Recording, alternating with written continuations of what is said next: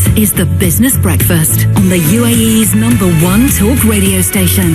Dubai Eye 103.8. So we were just talking economy outlook with Dan Richards from Emirates NBD. Let's now talk property and real estate outlook for 2024 with our friends at Savills. Always interested to get the latest Savills report. Why? Because very much an international brand, a focus on cities around the world. So it's always good to compare and contrast how Dubai is doing. Let's get the latest from the head of residential agency Savills Middle East, Andrew Cummings, who's here with the report in hand. Good morning to you, Andrew. Hi, thanks for having me. So let's start with a couple of the top. Let's start with the prime residential property, the sort of property the majority of our listeners will be looking at getting involved in.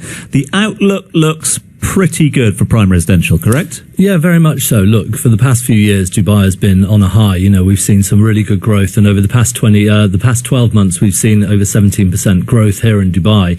That did slow a little bit in the second half of the year, where it drifted to just over 5% growth. But in general, the outlook remains positive, and over the next 12 months, we're still predicting a bit of a more normalised level of growth between around 4 and 6%. How does it compare with, as I mentioned just earlier, you know, obviously you keep an eye on other cities, you're able to compare and contrast. How does it compare with other cities around the world? Look, over the past couple of years, Dubai has continually really leapt to the top of those league tables. It wasn't the case in the past, but what we're seeing at the moment is that it is an outlier. However, there's still a good underlying story of why that's happening. When you do the cost comparison with these different cities, Dubai is averaging just $750 per square foot, which is around 2,700 dirhams per square foot.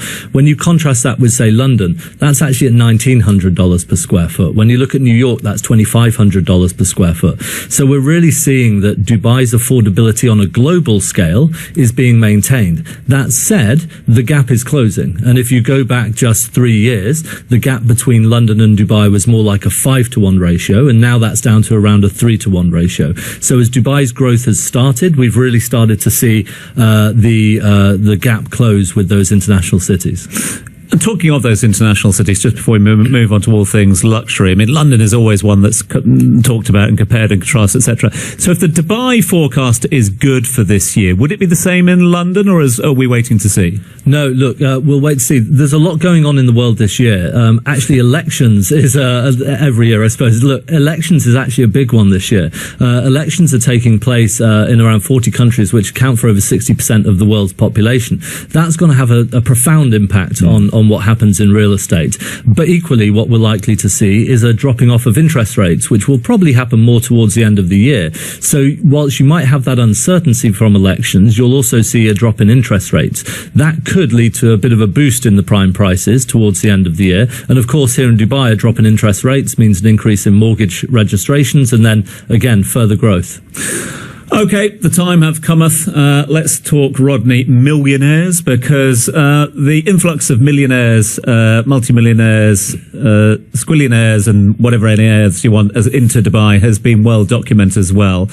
That's had a knock-on effect on the luxury segment and luxury home prices. How's that set fair for the year? So look, I think there's been 3 phases is the way I look at it when you look at the growth over the past 3 years. That first phase was that post-COVID bounce.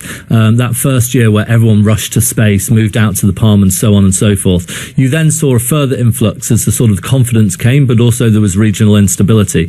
This phase we're in now, I really call it's around maturity. The maturity of the market and the buyer that's coming over here. And that's why this prime cities index is so important. The people who are moving here now are slightly different from what we used to get 5 years ago. You know, 5 years ago, getting a client from Monaco was a rarity. It was almost a little bit glamorous. Now there's plenty of them. You know, we have British people. I can name people today who they've moved over. I have one friend who owns an air conditioning company in the UK for some reason, which I didn't know that was a thing. But you know, he's moved here, but he's moved here for lifestyle. You know, you've got people who are moving here because Dubai has truly become that lifestyle destination, and ultra high net worths turn up to Dubai now and they realize they can get everything they want, a better lifestyle. They can get Nobu delivered to their door. They've got world-class schooling and hospitals, and and it's become somewhere that the ultra high net worths, millionaires, billionaires, and occasional squillionaires, they're the ones that actually say, I want to be in Dubai. And, whether that's for 3 months a year or for a longer period, they want to own a home. So I think you're going to see continued growth there. And I think there's some big launches coming, later in the year, which will further develop that sort of luxury space. Yeah, I mean, we reported earlier on a couple of extraordinary villas, one on the Palm, one in the Bulgaria Island area, that have gone on market with eye-watering prices this week. They're catching headlines, obviously, at the moment. But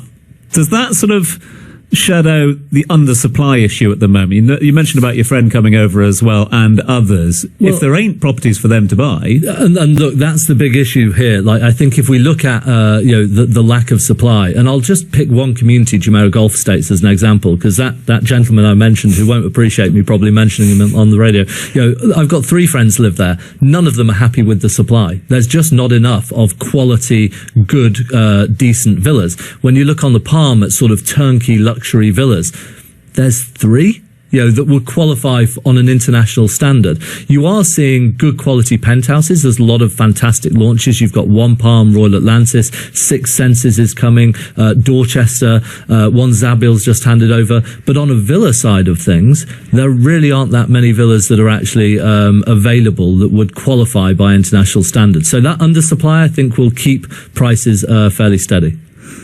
The only way you can redeem yourself is by giving his air conditioning company a plug on the radio. But I'm not going to do that under any circumstances. But I still find it hilarious that this is where he chose, but he's got that company in the UK. Might go well here. Exactly. Might be a market here. Who knows?